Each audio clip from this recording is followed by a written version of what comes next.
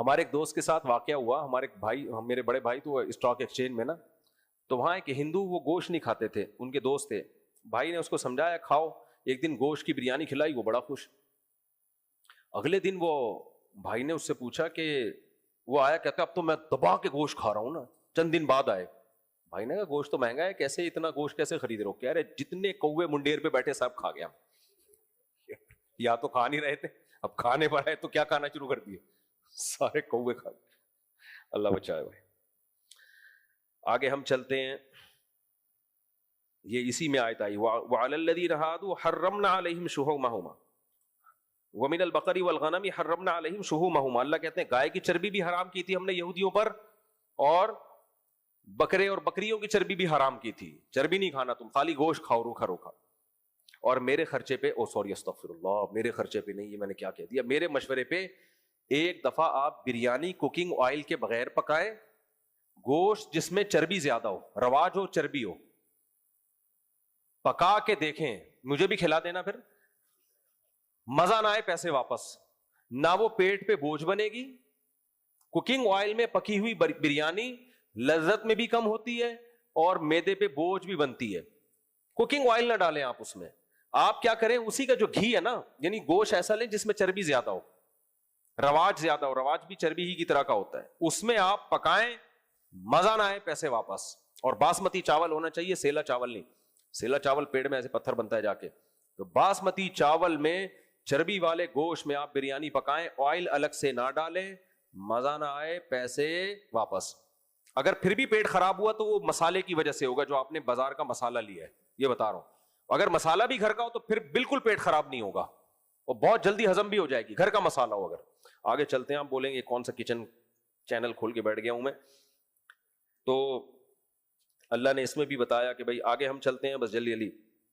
قل تعالوا اتل ما حرم ربکم علیکم. اب مشرکین نے نا خامخواہ کی چیزیں, گوشت نہیں کھاؤ تو یہ نہیں کھاؤ تو فلانے, جیسے ہندو لوگ بھی اپنے مذہب کے حساب سے یہ کہتے ہیں بھائی سبزیاں کھاؤ, گوشت کیوں کھا رہے ہو. تو اور ہمارے ہاں بھی جو صوفی ٹائپ کے لوگ ہیں, یہ نہیں کھاؤ وہ نہیں کھاؤ, نہاری کیوں کھا رہے ہو, اس میں مغز کیوں ڈال رہے ہو, یہ مفتی لوگ ہیں مفتی ایسے ہوتے ہیں, کھانا کھا رہے ہیں بیٹھ کے, کباب کھا رہے ہیں بیٹھ کے, ریوو میں گھوم رہے ہیں بیٹھ کے, یہ کون سے مفتی ہیں. تو یہ کانسیپٹ ہمیشہ سے چلا آ رہا ہے. تو اللہ نے بتایا کہ بھائی اللہ کو اس سے کوئی غرض نہیں ہے کہ تم حلال نعمتوں سے لطف اندوز ہو رہے ہو, نہ.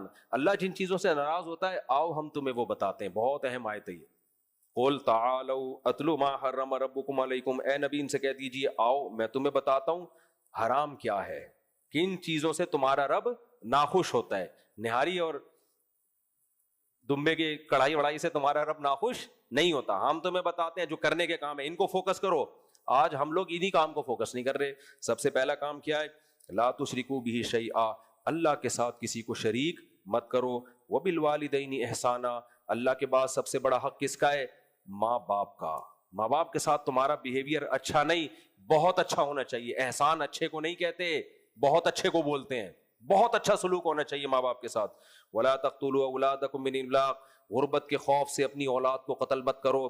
ماں کے پیٹ میں پریگننسی کو ضائع کر دینا کہ ہماری آمدن کم ہے, وہ بھی اسی قتل میں داخل ہے. کیوں؟ اللہ فرماتے ہیں نحن نرزقکم وإیاہم, تمہیں بھی ہم روزی دیں گے ان کو بھی روزی دیں گے. وہ تمہاری اولاد بعد میں, ہماری مخلوق پہلے ہے. نسل روکنا بھی اسی میں داخل ہے, کیونکہ ہم نسل روکتے ہیں یہ کہہ کے اپنی اولاد کو, انسانوں کو روک رہے ہیں. اللہ کہتے ہیں یہ میری مخلوق پہلے ہے. انسان کو دوسری مخلوق پر تو اللہ نے تصرف دیا ہے, جانوروں پر. خود انسان کو انسان پر حق نہیں ہے کہ وہ یہ فیصلہ کرے کہ کتنے انسان دنیا میں آئیں گے کتنے نہیں آئیں گے. تو اس لیے یہ کام تم چھوڑ دو. یہ رزق کس کے ہاتھ میں ہے؟ اللہ کے ہاتھ میں. قرآن میں دوسرے مقام پہ کیا آتا ہے, وقدر فیہا اقواتہا, ہم نے جب زمین بنائی تو انسانوں کی روزی روٹی کا پہلے سے زمین میں انتظام کر دیا.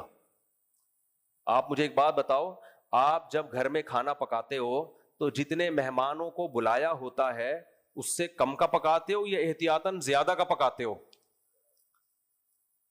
اللہ نے انسانوں کو پیدا کرنا ہے تو یہ کیسے ممکن ہے کہ روزی روٹی کم ہو جائے اور آبادی بڑھ جائے؟ اس کا مطلب خدا کا نظام ناقص ہے. پھر قدر فیہا قواتہا, قرآن کہہ رہے ہیں زمین میں انسانوں کے لانے سے پہلے میں نے خوراک کے ذخائر رکھ دیے تھے اور اندازہ مینجمنٹ تھی.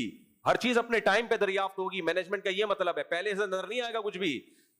آبادی آتی رہے گی اور وسائل دریافت ہوتے چلے جائیں گے. کوئی سوچ سکتا تھا کہ سورج سے ہم اتنی بجلی بنائیں گے؟ ہم نے گھر میں پلیٹیں لگائیں, ماشاءاللہ ایسی بجلی بننا شروع ہو گئی. وہ ہمیں کہہ رہا ہے بھائی یہ کسی کو بیچو, آپ سولر کا پینل بڑا لگا لو تو بجلی شاپروں میں بھر بھر کے غریبوں میں بانٹنا شروع کر دو آپ, اور ہمارا ایک دھیلا بھی خرچ نہیں ہو رہا.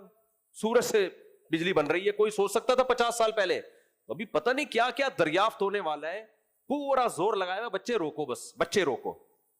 اس کے نقصان کیا ہوگا؟ ہمارا جوانوں کا ریشو کم ہو جائے گا, کمانے والے کم, کھانے والے زیادہ, تنزل کی طرف جانا شروع ہو جائیں گے. جن ملکوں نے یہ کیا ان کا یہ حال ہو گیا ہے. تو اس لیے اللہ نے اس سے بھی منع کیا. آگے اللہ فرماتے ہیں وَلَا تَقْرَبُوا الْفَوَاحِشَ مَا ظَهَرَ مِنْهَا وَمَا بَطَنَ, جتنے بھی بے حیائی کے کام ہیں, چھپے ہوئے ہوں ظاہر ہوں. بند کمروں میں انٹرنیٹ پر فحش چیزیں دیکھنا, بند کمروں میں ٹک ٹاک پہ, فیس بک پہ لڑکیوں سے دوستیاں لگانا, یا کھلے عام یہ سب کچھ کرنا, سب اللہ کی طرف سے حرام. اللہ نے عورت تک پہنچنے کا ایک راستہ, وہ کیا ہے؟ نکاح.